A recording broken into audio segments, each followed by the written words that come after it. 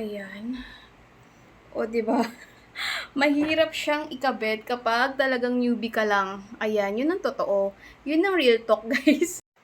So, para makumpleto na nga yung look natin, bumili ako nitong yung usong-uso na ganito, yung magnetic na eyelashes. Actually, nahihirapan akong magkabit nito, pero matututunan nyo din naman siya. Sa una, medyo maipit-ipit lang kayo. Mahirap siya pag mga lang, newbie kayo, ganyan. Hindi ko pa siya masyadong ma-perfect. Ayan.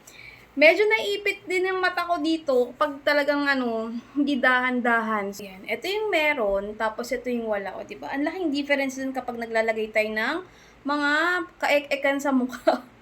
Diba? Ayan. So, hindi ako satisfied dito sa kabila, so uulitin ko siya. Madali lang tandaan kung ano yung up and down dito, guys. Pero ang struggle ko talaga dito is yung pagkabit sa mata. Ewan ko ba kung may diferensya yung mata ko?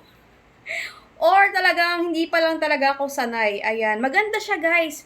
Worth it siyang itry. Pero kailangan mo lang talaga siya ma-master para alam nyo na mag-pop up pa yung mata ninyo. Mas kabog siyang tignan sa mga picture, sa mga video, ganun. Wait lang, kakabit ko lang.